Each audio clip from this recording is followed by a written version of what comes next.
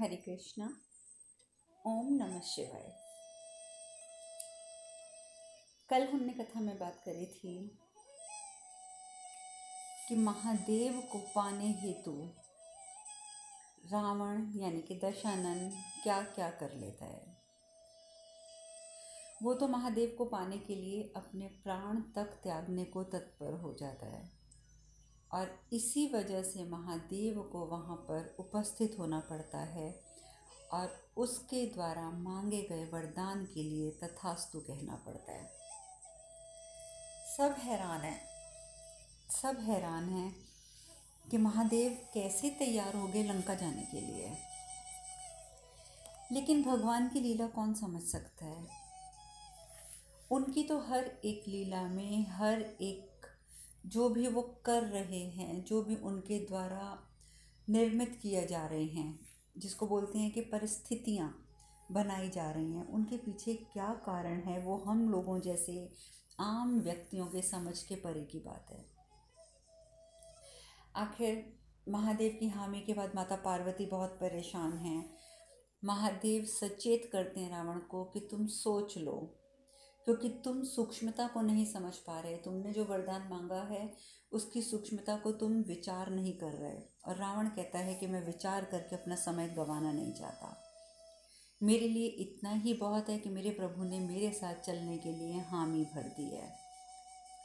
और महादेव के कहने पर वो रात्रि में वहाँ विश्राम करता है और सुबह सुबह वो सबके समक्ष उपस्थित हो जाता है।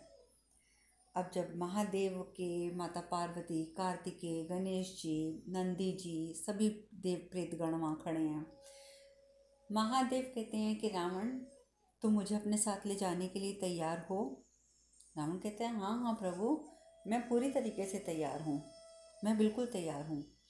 महादेव कहते हैं ठीक है, तो तुम्हें पता है ना कि मैं बिल्कुल भी अपने इस रूप में यानी कि अपने इस मूल स्वरूप में मैं तुम्हारे साथ नहीं जाऊंगा। मैं पाषाण के शिवलिंग के रूप में तुम्हारे साथ जाऊंगा और तुमने खुद कहा है कि तुम मुझे अपने हाथों में उठाकर लेके चलोगे। तो तुम सोच लो, अभी भी सोचना चाहते हो तो, क्योंकि तुमने यदि बीच में रख दिया, राह के बीच में मुझे कहीं रख दिया, तो फिर मैं वहीं स्थापित हो जाऊंगा। रावण कहते हैं नहीं नहीं, आप क्या मेरी शक्तियाँ जानते नहीं हैं। अरे महादेव, मुझसे ज़्यादा बलवान कोई और है। महादेव, आप जानते हैं कि मुझ में क्या कुछ कर सकता हूँ, तो क्या मैं आपको उठा के लंका तक नहीं ले जा सकता? मैं लेके चलूँगा। महादेव कहते हैं ठीक है, और महादेव शिवलिंग में परिवर्तित हो जाते हैं। एक शिवलिंग में परिवर्तित होते हैं। जैसे ही वो शिवलिंग में परिवर्तित होते हैं, सब झुककर उन्हें प्रणाम करते हैं। माता पार्वती भी उन्हें प्रणाम करती हैं झुककर। रावण भी प्रणाम करता है और शिवलिंग को उठाता है और चल पड़ता है। सबको रोता हुआ छोड़ के रावण शिवलिंग लेके चल पड़ता है। अब जब शिवलिंग लेकर चलता है तो कहता है प्रभु देखिए, मैंने तो आपको गोद में उठा रखा है। मैं पूरा प्रयत्न करूँगा कि आपको कोई तकलीफ़ ना हो, आपको कोई कष्ट ना हो। मैं आपको बहुत प्रेम पूर्वक लेके जाऊँगा महादेव, बहुत प्रेम पूर्वक लेके जाऊँगा। इस तरीके से वो बातें करता करता चलता है। फिर साथ मन ही मन में सोचता है, काश मेरा जो पुष्पक विमान है वो क्षतिग्रस्त ना हुआ होता, तो महादेव को इतनी तकलीफ़ ना होती। मैं तो उन्हें कुछ क्षणों में ही लंका पहुंचा देता। अब तो मुझे इतना लंबा रास्ता तय करके उन्हें ले जाना पड़ेगा। बस इसी सोच विचार में वो चलता जाता है। महादेव को उसने बहुत प्यार से, श्रद्धा से अपने हाथों में शिवलिंग के रूप में उठा रखा है। नारद मुनि कहते हैं नारायण नारायण प्रभु, यदि रावण को रोका ना गया तो वो तो चिरकाल तक महादेव को छोड़ेगा ही नहीं और सारे संसार के लिए ये तो अहितकारी हो जाएगा। तो ये जो कर रहा है, क्या आपको लगता है कि रावण सही कर रहा है? भगवान विष्णु हमेशा की तरह मुस्कुरा देते हैं, कोई जवाब नहीं देते। माता पार्वती बहुत व्याकुल होकर बैठी हुई हैं अपने जो उनका शिवलिंग है कैलाश पर, उसके समक्ष। तो गणेश जी वहाँ पर आते हैं। गणेश जी बोलते हैं कि माँ, हम जानते हैं कि पिताजी के चले जाने से आप बहुत व्याकुल हो रही हैं। माता पार्वती कहती हैं गणेश, हमारी व्याकुलता का कारण ये है कि इस वरदान के पश्चात यदि स्वामी, जैसा कि वरदान उन्होंने दिया है कि रावण जहाँ पर इस शिवलिंग को स्थापित करेगा वो वहाँ पर स्थापित हो जाएंगे, तो इस वरदान के पूर्ण होने का अर्थ ये होगा कि यदि महादेव लंका में स्थापित हो गए तो फिर वो लौटेंगे कैसे, लौटेंगे कैसे? और ये प्रश्न मैंने तुम्हारे पिता से भी किया था पुत्र, परंतु उन्होंने मुझे इसका कोई उत्तर नहीं दिया, कोई उत्तर नहीं दिया। और ये कह के माता पार्वती रोने लगती हैं। गणेश जी कहते हैं, माँ आपकी चिंता दूर करना मेरा कर्तव्य है, वो मेरा कर्तव्य है, और मैं आपको वचन देता हूँ कि मैं पिताजी को लंका में कभी स्थापित नहीं होने दूंगा। और आप तो जानती हैं माँ, मैंने एक बार वचन दे दिया सो दे दिया। माता पार्वती भी उस समय मुस्कुरा देती हैं, क्योंकि वो जानती हैं कि यदि उनके पुत्र ने वचन दिया है तो वो पुत्र वचन तो अवश्य पूरा करेगा, क्योंकि जब से उसका जन्म हुआ है आज तक कभी ऐसा नहीं हुआ कि गणेश जी ने कभी वचन दिया हो और उसे पूर्ण न किया हो। उधर देवतागण जो होते हैं वो भी सब चिंतित होते हैं, विष्णु भगवान के पास पहुंच जाते हैं, कहते हैं कि भाई ये क्या क्या हो रहा है नारायण, ये क्या हो रहा है? त्रिदेव को कभी खंडित नहीं किया जा सकता, और त्रिदेव से महादेव को अलग क्यों किया गया है? व्यक्तिगत स्वार्थ के लिए महादेव का उपयोग संभव तो होता ही नहीं है, तो फिर ये रावण ऐसा क्यों कर रहा है?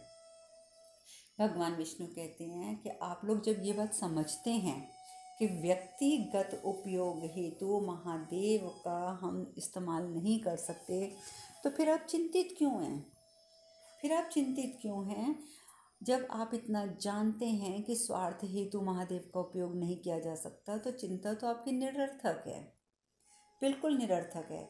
समय आने पर, अभी तो मैं इतना सचेत कर रहा हूँ आप सबको कि समय आने पर आप सभी को बहुत महत्वपूर्ण भूमिका निभानी होगी, बहुत महत्वपूर्ण भूमिका। देखो, गणेश लीला तो आरंभ होने वाली है, उसका समय तो आ गया है, बाकी लीलाएं भी अभी आरंभ होंगी, जल्दी ही आरंभ होंगी, और आप सबका भी उसमें कोई ना कोई भूमिका अवश्य होगी। तो अभी आप लोग निश्चिंत होकर अपने लोक में जाइए, महादेव का निजी स्वार्थ हेतु कोई उपयोग नहीं कर पाएगा। अब देवतागण जो होते हैं वो तो चले जाते हैं वापस, और इधर गणेश जी रावण के पीछे पीछे पीछे पीछे रास्ते में बहुत व्यवधान उत्पन्न करता है, वो बहुत करते हैं, गणेश जी उत्पन्न करते हैं। कभी आग लगा देते हैं, जहाँ से रावण निकलता है वहाँ पर आग लगा देते हैं। अब रावण, महादेव देखा ना, ये देवता मुझसे जलते हैं, आप मेरे साथ चल रहे हैं ना, ईर्ष्यावश देखो ये मेरे सामने आग लगा रहे हैं। ओम नमः शिवाय, ओम नमः शिवाय का जाप करता हुआ वो आग में से निकल जाता है। कभी वो बहुत तेज़ आंधी वहाँ पर ला देते हैं तो वो आंधी से भी निकल जाता है। जो कुछ जो भी कर सकते थे गणेश जी सब कुछ करते हैं व्यवधान उत्पन्न करने के लिए, परंतु जो रावण है वो ओम नमः शिवाय का जाप करते हुए आगे बढ़ता जाता है। अब गणेश जी परेशान वहीं खड़े होकर सोचते हैं कि मैं क्या करूं, इसके ऊपर तो कोई व्यवधान असर ही नहीं करता, ये तो सारे व्यवधान पार करता जा रहा है। तभी आवाज़ आती है, गणेश, रावण नहीं जानता कि वो महाकाल को अपने साथ लेकर जा रहा है, परंतु तुम चिंता मत करो, तुम बिल्कुल चिंता मत करो। अब गणेश जी को ये बात सुनाई तो देती है, पर उन्हें कुछ नज़र नहीं आता। तो उधर नारद मुनि जो होते हैं वो कहते हैं, वो भी वहीं पे खड़े होकर सुन रहे होते हैं, वो कहते हैं, प्रभु कैसे? भगवान विष्णु कहते हैं कि देखो नारद, जो भी भक्त भगवान की छत्र छाया में रहकर छल करता है वो मृत्यु के समीप हो जाता है। भगवान की आराधना करते हुए, भगवान की छत्र छाया में रहते हुए जो भी व्यक्ति छल करता है तो समझो वो अपनी मृत्यु के समीप पहुंच गया है। रावण सोचता है कि वो महादेव को ले जा रहा है अपने साथ और महादेव का आशीर्वाद उसे सदा मिलता रहेगा, लेकिन ऐसा नहीं होगा। परंतु महादेव को साथ ले जाने का जो इसका प्रयत्न है, उसका जो उसे लाभ मिलना है ना, वो उसे उसकी मृत्यु के रूप में मिलेगा।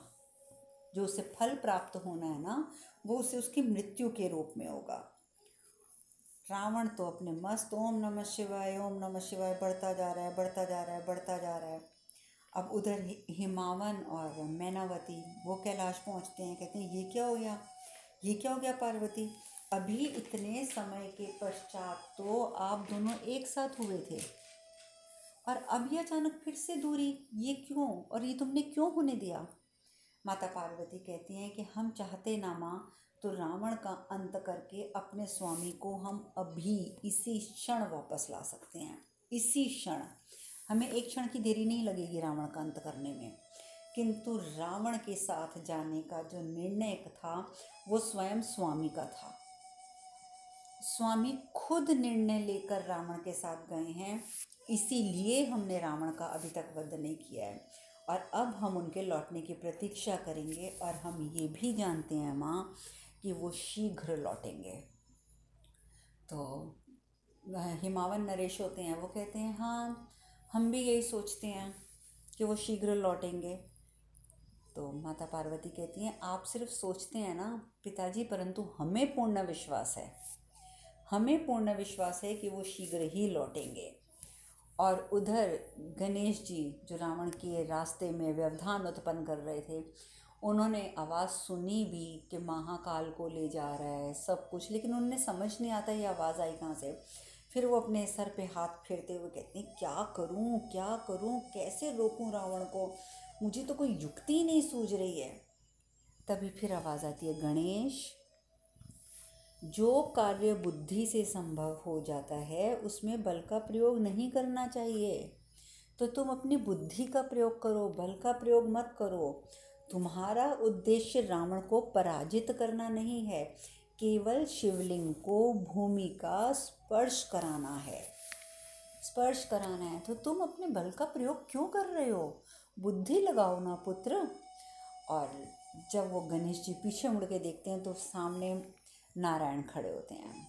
गणेश जी कहते हैं समझ गया मामा श्री, समझ गया, अब आनंद आएगा, अब मैं शक्ति का नहीं, अब मैं बुद्धि का प्रयोग करूँगा।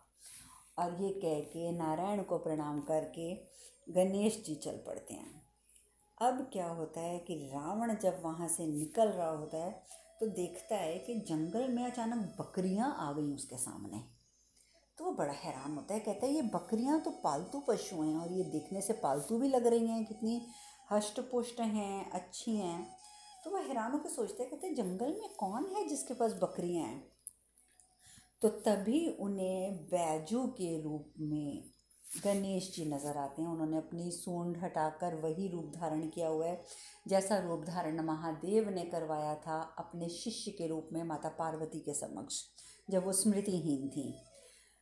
तो वो उस रूप में गणेश जी वहाँ पर उपस्थित होते हैं। तो गणेश जी को देखकर रावण बोलते हैं कौन हो तुम बालक, और ये बकरियाँ लेकर तुम जंगल में क्या कर रहे हो। तो कहता है कि मैं बैजू हूँ और ये मेरी बकरियाँ हैं, इन्हें चराने आया हूँ। और आप कौन हैं। तो कहता है तू मुझे नहीं पहचानता। तो बैजू कहते हैं गणेश जी मतलब बैजू मतलब गणेश जी कहते हैं नहीं मैं तो तुझे नहीं पहचानता, कौन है आप। तो कहता है मैं रावण हूँ, रावण, तू नहीं जानता, मैं सबसे बलवान महादेव का सबसे बड़ा भक्त, महान भक्त रावण हूँ मैं। तो गणेश जी कहते हैं क्षमा करें रावण जी, पर मैं तो आपको नहीं जानता, परंतु आप इतना बड़ा पाषाण लेकर कहाँ जा रहे हैं। अब रावण को क्रोध आ जाता है, क्रोध तो उसकी प्रकृति है, अभिमान और क्रोध वो तो उसके अंदर सदैव विराजमान रहता है। वो कहता है मूर्ख, ये पाषाण नहीं शिवलिंग है। तो जैसे ही वो कहते हैं शिवलिंग है तो गणेश जी आगे बढ़कर स्पर्श करने लगते हैं। तो रावण कहते हैं स्पर्श मत करना, स्पर्श मत करना, वरना तेरे स्पर्श से मेरा ये पवित्र शिवलिंग जो है वो अपवित्र हो जाएगा। बिल्कुल स्पर्श मत करना, ये मेरे आराध्य हैं, आराध्य जो इसके अंदर विराजमान हैं, इसलिए तू स्पर्श नहीं कर सकता इसको। और इस पाषाण में मेरे आराध्य हैं, इस बात को तू समझ जा और जा यहाँ से, जाके अपने पशुओं को संभाल। तो गणेश जी कहते हैं मैं तो अपने पशुओं को संभाल लूँगा, परंतु ये तो बताइए रावण जी कि आपके आराध्य इस पाषाण में क्यों हैं, उनका नाम क्या है, आप उन्हें कहाँ ले जा रहे हैं और वो मुझे दिख क्यों नहीं रहे हैं। और ये जो आपने पाषाण उठाया हुआ है, जिसको आप शिवलिंग कह रहे हैं, ये तो देखने में अत्यंत भारी प्रतीत हो रहा है। आप थक नहीं गए क्या इसको ले जाकर? तो अभी रावण ने कोई जवाब भी नहीं दिया होता, गणेश जी प्रश्न पे प्रश्न करते जाते हैं। कहते हैं आप थक नहीं गए? आपको क्या भूख भी नहीं लगी? भूख तो अवश्य लगी होगी, भूख तो अवश्य लगी होगी रावण जी, है ना? है ना? है ना? अब जब गणेश जी ये कहते हैं कि भूख तो अवश्य लगी है ना, रावण को भूख तो लगी होती है, क्योंकि कब से तो वो यात्रा कर रहा है। लेकिन अब बेचारा करे तो क्या करे, कोई जवाब नहीं देता गणेश जी को, क्योंकि दोनों हाथों में तो शिवलिंग उठा रखा है। अब गणेश जी कहते हैं तुम्हें भूख नहीं लगी हो तो ना लगी हो, मुझे तो बहुत भूख लगी है, मैं तो चला भोजन करने। आप जाइए, आप जाइए, आप अपने शिवलिंग को लेकर जाइए, आप जहाँ जाना चाहते हैं। अब वहीं पेड़ के नीचे बैठकर गणेश जी भोजन करना शुरू करते हैं। खूब मज़े ले लेके चटकारे मार मार के भोजन करते हैं। अरे वाह, क्या स्वादिष्ट भोजन है, अरे वाह, आनंद आ गया ये भोजन करके, तो बड़ा आनंद आ रहा है इस भोजन में, बड़ा ही स्वादिष्ट भोजन है। अब जो भोजन में से जो खुशबू उठ रही थी, उस खुशबू को रावण वहाँ खड़ा खड़ा सूंघता है, खड़ा खड़ा सूंघता है, उसके पेट में भी चूहे कूदने लगते हैं। भूख तो उससे भी लगने लग जाती है, और वो खुशबू तो उसकी भूख और बढ़ा देती है। तो खड़े खड़े फिर रावण अचानक कहते हैं अच्छा चलो बालक, ठीक है, तुम इतना कह रहे हो ना, तो एक काम करो, थोड़ा सा भोजन मुझे भी दे दो, मैं कर ही लेता हूँ। तो गणेश कहता है आइए आइए आइए आइए, बैठिए मेरे साथ खाइए। रावण कहता है नहीं, मैं खा तो नहीं सकता वहाँ आपके साथ बैठकर, एक निवेदन है, मैं अपने आराध्य को देखो भूमि पर नहीं रख सकता हूँ, ये मेरी एक समस्या है कि मैं भूमि पर नहीं रख सकता उन्हें। तो यदि तुम अपने हाथों से मुझे भोजन करा दो ना, चाहे थोड़ा सा, तो ये मुझ पर बहुत बड़ी कृपा होगी। तो गणेश जी कहते हैं अवश्य अवश्य अवश्य। लेकिन साथ ही जब हाथ नीचे अपने भोजन की, जो उन्होंने पत्ते में जिसमें भोजन खा रहे होते हैं उसमें डालते हैं, तो कहते हैं ओ क्षमा कीजिएगा रावण जी, भोजन तो समाप्त हो गया। अब पहले तो आपने बोला नहीं, और अब बोल रहे हैं कि मैं आपको भोजन करा दूं जब मेरा भोजन समाप्त हो गया है। चलो कोई बात नहीं, आप आगे जाइए, आपको कहीं ना कहीं भोजन अवश्य मिल जाएगा, मैं तो चला अब जल का सेवन करने। और ये कह के वो अपना, जो उनके पास एक कलश सा होता है, लोटा, लोटे में से वो जल पी लेते हैं, गड़ गड़ गड़ गड़ गड़ गड़ पी रहे होते हैं। तो रावण कहते हैं रुको रुको रुको रुको, थोड़ा मेरे लिए भी, थोड़ा मेरे लिए भी, थोड़ा मेरे लिए भी। लेकिन तब तक गणेश जी कहते हैं जल तो समाप्त हो गया। रावण जी आप इतना देर से क्यों बोलते हैं? पहले मैं भोजन कर रहा था, आपने इतनी देर से बोला, और देखो भोजन समाप्त हो गया, और अब जल मैं पी रहा था और मेरा ध्यान भी नहीं गया कि आप मुझे बोल रहे हैं कि आपको भी जल चाहिए, तो जल भी समाप्त हो गया। रावण कहता है, रावण को बड़ा क्रोध आता है, बहुत ही क्रोध। कहते हैं एक प्यासे को जल नहीं पिला सकते, कैसा आचरण है तुम्हारा? तो गणेश जी कहते हैं क्षमा करें रावण जी, क्षमा करें, मैंने तो ध्यान ही नहीं दिया था कि आप जल मांग रहे हैं, मैं अभी आपके लिए जल लेकर उपस्थित होता हूँ, अभी लेकर आता हूँ। और रावण जी को वहीं छोड़कर गणेश जी अपना सामान, अपनी बकरियां भी वहीं छोड़ के खाली कलश लेकर जल लेने चल पड़ते हैं। थोड़ी दूर पर एक सरोवर होता है, परंतु वो सरोवर में से जल नहीं भरते हैं। वो वरुण देव को बुलाते हैं, हे वरुण देव मैं आपका आवाहन करता हूँ, मैं शिवपुत्र गणेश आपका आवाहन करता हूँ। तो उसी समय वहाँ पर वरुण देव उपस्थित हो जाते हैं। अब जब वरुण देव उपस्थित होते हैं तो गणेश जी बताते हैं, कहते हैं कि कुछ कीजिए, मैं रावण की प्यास बुझाना चाहता हूँ, पर मैं ऐसी प्यास बुझाना चाहता हूँ कि बस आनंद आ जाए। अब बाकी तो आप सब जानते ही हैं कि वो शिवलिंग के रूप में महादेव को, मेरे पिताजी को लेके जा रहा है, मुझे उसको रोकना है। अब आप देखिए आपने क्या करना है। तो वरुण देव जो होते हैं वो मुस्कुरा देते हैं, वो अपने हाथ आगे करते हैं, और वो जो सरोवर होता है ना, जहाँ पर गणेश जी खड़े होते हैं, पूरा का पूरा सरोवर का जो जल होता है वो वरुण देव के हाथों में आ जाता है, और वरुण देव अपने हाथों से वो पूरा जल उस लोटे में डाल देते हैं। वो जो छोटा सा कलश लोटा होता है उसके अंदर वो सारा जल डाल देते हैं, पूरे सरोवर का। अब गणेश जी जो हैं वो जल लेकर आते हैं। उधर रावण खड़े खड़े खड़े खड़े थक गया, अब बुरी तरीके से थक जाता है। गणेश जी कहते हैं ये लो ये लो ये लो रावण जी, मैं आपके लिए जल ले आया। अब थका तो होता है, वो कहता है इतनी देर लगती है जल लाने में क्या, कब से खड़ा हूँ मैं यहाँ पे, अब तक तो मैं कहाँ का कहाँ पहुँच गया होता, कितना समय बर्बाद कर दिया तुमने मेरा। एक तो वो जल लेके आए गणेश जी और ऊपर से रावण इस प्रकार से चिल्लाने लग गया। गणेश जी कहते हैं अब नहीं मैं तुम्हें पिलाऊंगा, पीना है ना तो ये लो पकड़ो लोटा और खुद जल पी लो। अब एक हाथ से बड़ी मुश्किल वो शिवलिंग को पकड़ता है रावण, दूसरे हाथ से वो जल पीता है। पूरा जल जब पी लेता है, लोटा खाली हो जाता है, तो फिर कहता है, अपना असली क्रोध दिखाता है। कहता है तुम्हारे इस नाटक ने ना कितना विलंब कर दिया, मैं अब तक कितना आगे निकल गया होता। अरे तुम हो, जल लेने गए गए गए, पहले मुझे जल का लालच दे दिया और फिर जब जल लेने गए तो गायब भी हो गए, इतना समय लगा के आ गए। और ये कह के गुस्से से पैर पटकता हुआ वो शिवलिंग लेके चल पड़ता है। गणेश जी हंस पड़ते हैं, मुस्कुराने लगते हैं। इधर से रावण चल पड़ता है, उधर से गणेश जी मुस्कुराने लगते हैं, क्योंकि वो जानते हैं कि अब क्या होगा। वो जानते हैं कि कुछ ही मिनटों में क्या होने वाला है, और वही हुआ। थोड़ा सा आगे चलते चलते चलते रावण रुक गया। अब तो उस रावण को ऐसा महसूस हो कि वो एक कदम भी नहीं चल सकता।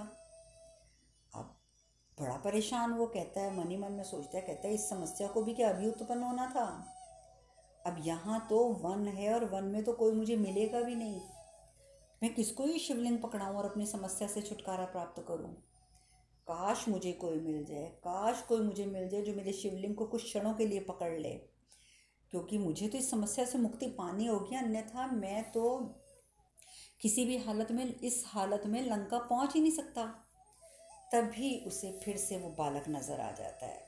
जैसे ही वो बालक नजर आता है तो रावण, बैजू सुनो मेरी बात, मुझे तुम्हारी सहायता चाहिए।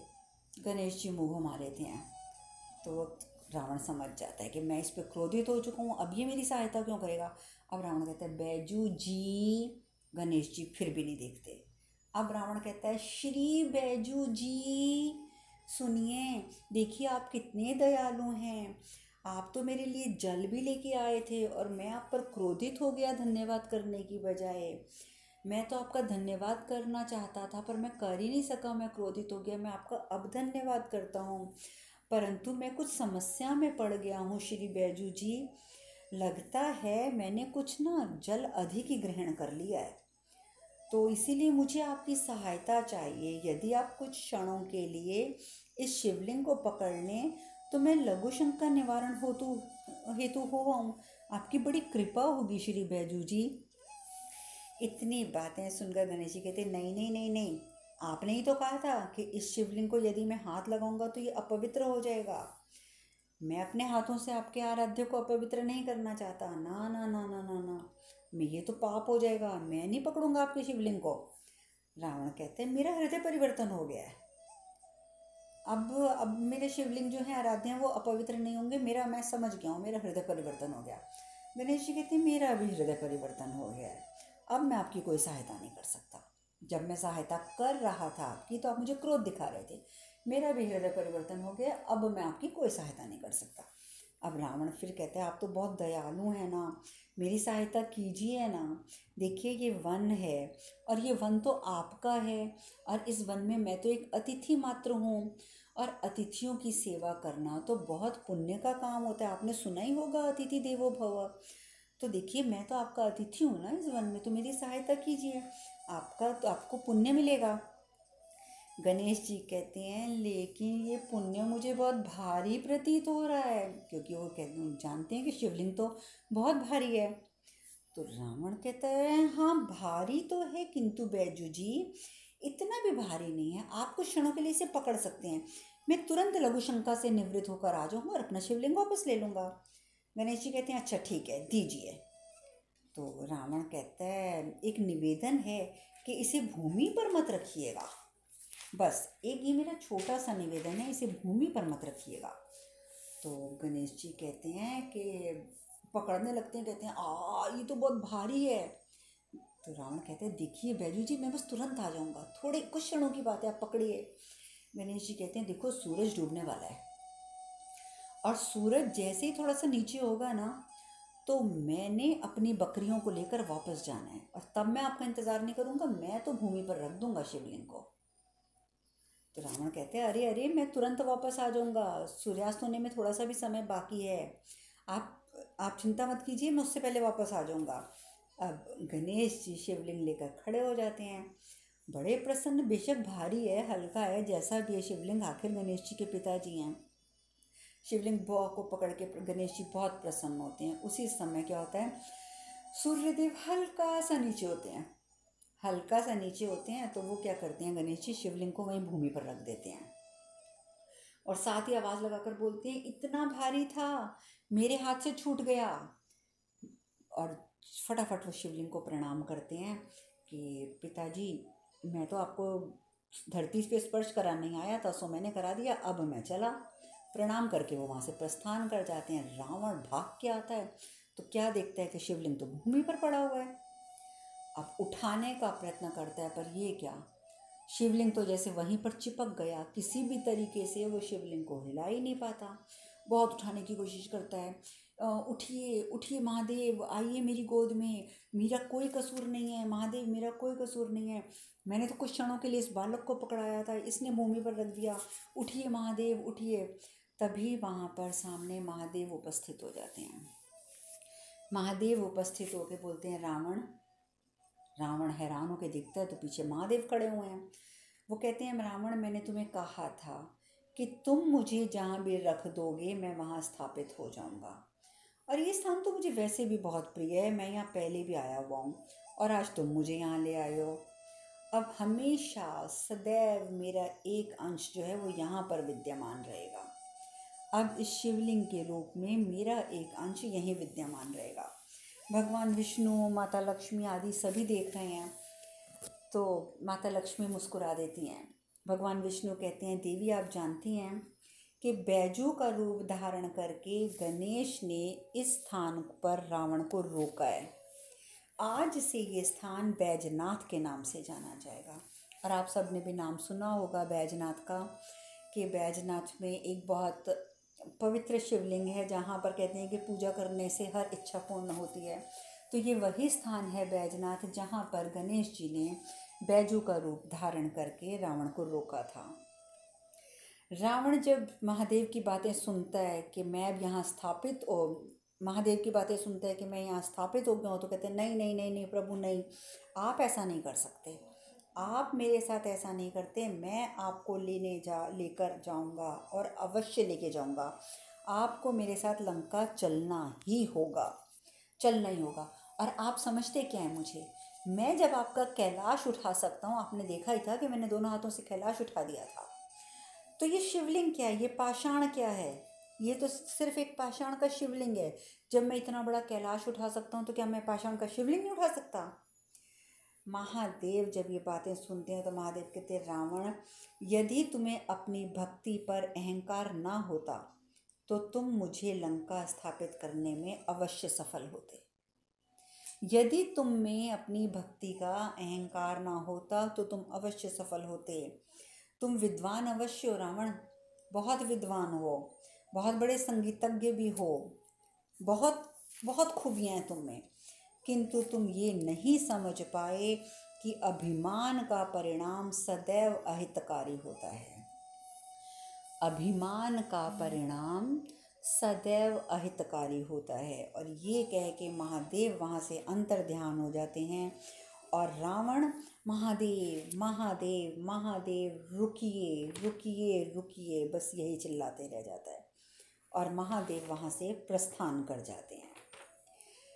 अब आगे रावण क्या करता है, क्या वो अब शिवलिंग को ले जा सकेगा लंका तक या नहीं ले जा सकेगा, ये सब चर्चा अब हम करेंगे कल। आज हम कथा में यहीं विश्राम लेते हैं। हरे कृष्ण कृष्ण कृष्ण हरे हरे, हरे राम राम राम हरे हरे। आप सब खुश रहें, सुखी रहें, स्वस्थ रहें। हरे कृष्णा। ओम नमः शिवाय, ओम नमः शिवाय, ओम नमः शिवाय, ओम नमः शिवाय, ओम नमः।